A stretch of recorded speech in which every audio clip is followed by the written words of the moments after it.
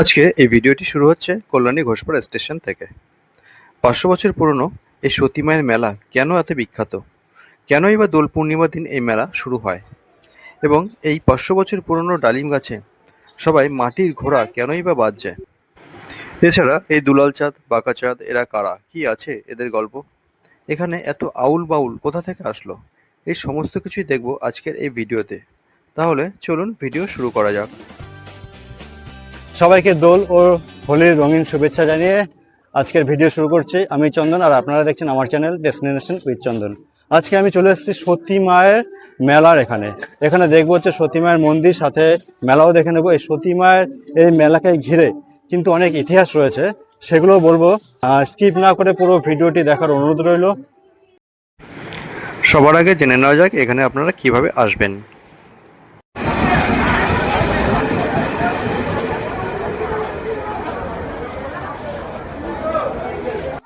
আমি এখন চলে এসেছি কল্যাণী ঘোষপাড়ায়।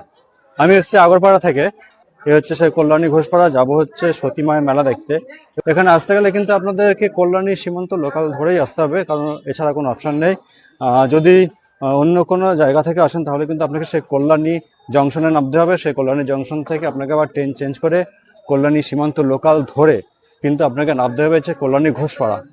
আমি হচ্ছে স্টেশনে নেমে একদম ট্রেনটি যেদিকে যাচ্ছে একদম সামনের দিকে কিন্তু এগিয়ে যাচ্ছি। সামনের দিকে রয়েছে রেল গেট। এ হচ্ছে এখানকার টিকিট কাউন্টার। ঠিক আছে, এই কল্যাণী ঘোষপাড়া টিকিট কাউন্টার। আমরা এখান থেকে বেরোবো না, এখান থেকেও যাওয়া যায়। আমরা যাবো হচ্ছে এখান থেকে একদম স্টেশন থেকে একদম বেরিয়ে একদম সামনে থেকে চলে এসেছি। একদম বেরিয়ে যাব। এই যে স্টেশন থেকে কিন্তু আমরা বাইরে বেরিয়ে গেছি। এই হচ্ছে মেন রোড। সামনে দেখতে পাচ্ছেন যে অটো চলছে, টোটো চলছে। আর বাঁদিকে রাস্তাটা চলে গেছে হচ্ছে আপনার সেই কল্যাণী ঘোষপাড়া, যে বড় লুমিনিয়াসে দুর্গাপূজাটা হয় সেই পুজোর রাস্তা। আর আমরা যাব হচ্ছে এই যে এদিক দিয়ে, রেলগেট পার করে এদিক দিয়ে যাব। এই লেভেল ক্রসিং পার করছে, এই যে লাইন, এদিকে চলে গেছে সেই কল্যাণী সীমান্ত, আর এদিকে চলে গেছে সেই আপনার শিয়ালদা। এখন পুরো রাস্তার দুদিকে কিন্তু দোকানপাট বসে গেছে। তো মেলা যেতে কোনো অসুবিধা হবে না যদি আপনারা আসেন। এই মেলা মোটামুটি 7 দিন চলবে। এই মেলা শুরু হয়েছে হচ্ছে দোল পূর্ণিমার দিন। তো রাস্তা ডান দিকে রয়েছে এখানে কল্যাণী ইউনিভার্সিটি অফ কল্যাণী। এই ইউনিভার্সিটিকে আমরা সামনে রেখে কিন্তু আমরা সামনের দিকে এগিয়ে যাব। এখান থেকে কিন্তু টোটোও যায়, সে সতী মায়ের মেলা এখান থেকে টোটোও যায়। এখান থেকে সতী মায়ের মেলা ভাড়া কত গো? 10 টাকা করে কিন্তু এখান থেকে টোটো যায়। টোটোতে ভাড়া হচ্ছে 10 টাকা। তবে আপনার ওই 1 কিলোমিটার মতো রাস্তা হবে। আমি ঠিক করেছি হেঁটে যাব, কারণ পুরো রাস্তা দুদিকে কি আছে দেখতে দেখতে যাব। আস্তে আস্তে কিন্তু আমরা মূল মেলায় প্রবেশ করতে চলেছি। এই হচ্ছে মেলা সেই রাস্তা, যেখানে হচ্ছে প্রচুর দোকানপাট বসেছে। এখানে কিন্তু এই মন্দিরের উল্টো দিকে একটি মাঠ রয়েছে, যেখানে একটি সার্কাস এসেছে, যেটা হচ্ছে রাশিয়ান সার্কাস। এই সার্কাসের টিকিট মূল্য হচ্ছে 150 টাকা। যদি মেলায় আসেন এই সার্কাসে দেখে নিতে পারবেন। এই মন্দিরে ঢোকার প্রবেশ পথ, এই হচ্ছে মন্দিরের মেন গেট। এর ভেতরে রয়েছে হচ্ছে সতী মায়ের সেই সমাধি মন্দির, যেখানে সতী মা এখানে রয়েছেন। মন্দিরের সামনে কিন্তু এরকম অনেক দোকান রয়েছে, যেখানে পুজোর সামগ্রী বিক্রি হচ্ছে, এরকম ডালা বিক্রি হচ্ছে। এখান থেকে পুজোর সামগ্রী নিয়ে কিন্তু মন্দিরের ভেতরে আপনারা পুজো দিতে পারবেন। এখানে তো 12 মাস পুজো দেওয়া যায়। এখানে 12 মাস পুজো দেওয়া যায়। মন্দিরে পুজো দেওয়ার সময় কি আছে? সকাল থেকে সকাল 7টা থেকে রাত 8টা পর্যন্ত মোটা পুজো দেওয়া যায়। মন্দির খোলা থাকে ততক্ষণ। আর এখানে সে ডালিম গাছটা কোথায়? ডালিম গাছটা এদিকে না? এই মন্দিরে কিন্তু একটা 500 বছর পুরনো একটা ডালিম গাছ আছে, যেখানে বসে সতীমা সিদ্ধি লাভ করেছিলেন। সেই ডালিম গাছটা দেখাচ্ছে এই যে। এই দোল পূর্ণিমার দিনে প্রচুর ভক্তরা এসে এই ডালিম গাছের ডালে তাদের নিজ নিজ সমস্যার কথা জানিয়ে একটি করে মাটির ঘোড়া বেঁধে দিয়ে যান। আবার যখন তাদের এই সমস্যা কেটে যায় আবার এসে তারা পুজো দিয়ে যান। চলুন তাহলে এবার জানা যাক এই দোল পূর্ণিমার দিনই কেন এখানে সতীমার দোল উৎসব শুরু হয়েছে। তার ইতিহাসটা এখন একটু আমরা জেনে নিই। আনুমানিক 500 বছর আগে সতীমা এবং তার স্বামী চাকদার নিকটবর্তী গোবিন্দপুর গ্রাম থেকে এখানে এসে তারা বসবাস শুরু করেন। তখন এই জায়গা ছিল বসবাসের অযোগ্য, চারিদিকে জঙ্গল হয়ে পড়েছিল। তখন তারা দুজনে মিলে এখানকার জঙ্গল পরিষ্কার করে এখানে তারা একটি ছোট্ট কুড়িঘর বানিয়ে থাকতে শুরু করলো। পাশে ছিল এই ডালিম গাছটি। এই ডালিম গাছের নিচে বসেই তারা তখন তাদের সাধনা করতেন। এখন এই ডালিম গাছের বয়স প্রায় 500 বছর হয়ে গেছে। বলা হয়ে থাকে এটাই সেই ডালিম গাছ যার নিচে বসে সতীমা সিদ্ধিলাভ করেছিল। সতীমা তখন ছিলেন নিঃসন্তান। তবে একদিন একটি অদ্ভুত ঘটনা ঘটে যায়।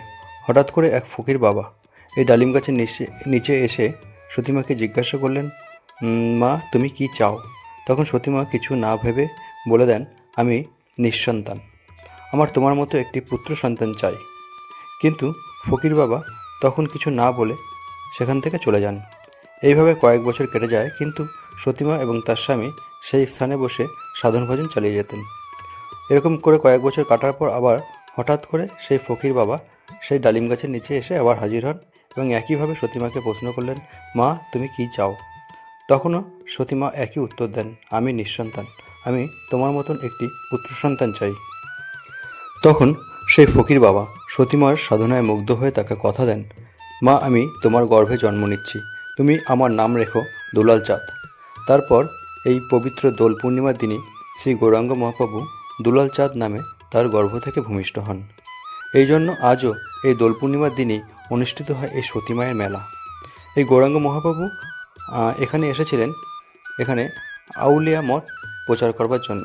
সেই জন্যই আজও এখানে এই মেলায় প্রচুর পরিমাণে আউল বাউলের ভিড় দেখা যায়। আমরা এখন চলে এসেছি সতীমায়ের সমাধি মন্দিরের ভেতরে।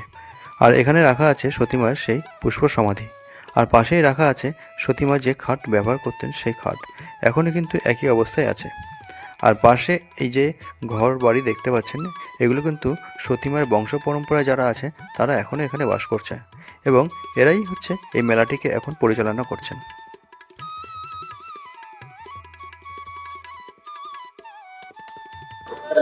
এই মেলাকে ঘিরে কিন্তু অনেক এরকম ছোট ছোট ক্যাম্প বসেছে। এই যে এখানে ক্যাম্প, মেডিকেল ক্যাম্প আছে, পুলিশ ক্যাম্প আছে।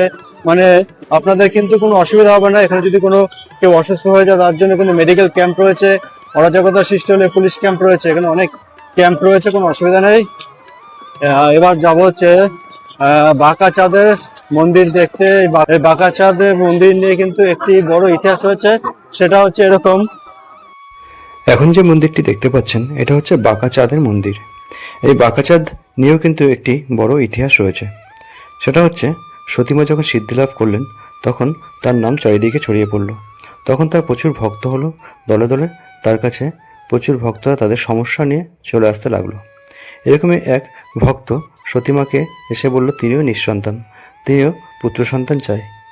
এবং সতীমাও তাকে কথা দেন, ঠিক আছে তোমার মনোবাসনা পূর্ণ হবে।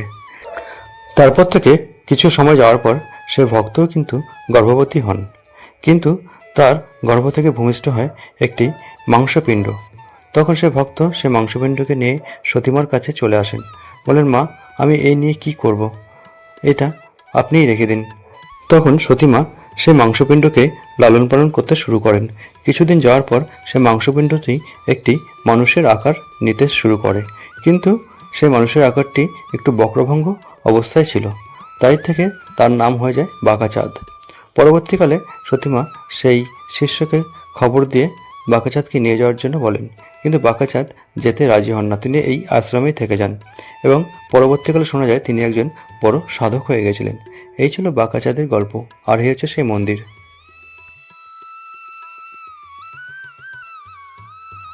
এটা হচ্ছে একটি রাধা গোবিন্দ সেবা সংঘ, যেটা এই মন্দিরের পাশেই রয়েছে।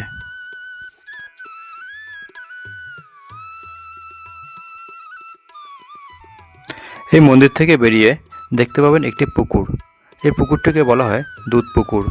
এই পুকুরে অনেকে অনেক সমস্যা কথা নিয়ে এই পুকুরে ডুব দিলে নাকি সেই সমস্যা সমাধান হয়ে যায়, এরকম কথিত আছে। তবে এখন এই পুকুর ময়লা আবর্জনায় ভর্তি হয়ে পড়ে আছে। চলুন তাহলে এবার এই মেলাটা একটু ভালো করে ঘুরে দেখা যাক। এই মেলায় কোথায় কোথায় দোকান রয়েছে, কোন মাঠে কি আছে এবং কোথায় নাগরদোলা আছে, চলুন একটু দেখে নিই। এখানে এরকম এসছে হচ্ছে ইলেকট্রিকের সে বড় নাগরদোলা, তারপরে আবার ওখানটায় এসছে জল পরিশোক। এই মাঠটিকে ঘিরে কিন্তু প্রচুর রাইড রয়েছে, বড়দের বলুন ছোটদের বলুন, প্রচুর প্রচুর রাইড রয়েছে। এরকম দেখতে পাচ্ছেন জলপরি শো, পাশে রয়েছে বড় ডিশ চরকি এবং ইলেকট্রিক নাগরদোলা, তার পাশে রয়েছে বাচ্চাদের প্রচুর ধরনের নাগরদোলা, এছাড়া খাবারের দোকান তো আছেই। এবার যাওয়া যাক মাঠের উল্টো দিকে আরও একটি মাঠ রয়েছে, সেখানটায় কিন্তু হচ্ছে বাউল সঙ্গীতের আসর। চলুন দেখা যাক।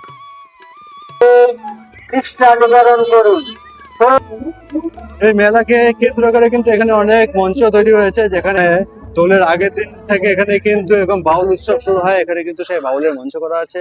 এই মেলার সামনে কিন্তু এরকম অনেক বাউলের মঞ্চ করা আছে। আপনাদের বাড়ি কি এখানেই? কোথা থেকে এসেছেন? দুর্গাপুর থেকে এসেছেন? দেখুন দুর্গাপুর থেকে কিন্তু এরা মেলা দেখতে চলে এসছে। এখানে কেউ আছেন আত্মীয় স্বজন মেলা দেখতে এসছে? দেখুন তাহলে দুর্গাপুর থেকে কিন্তু এখানে মেলা দেখতে চলে আসছে।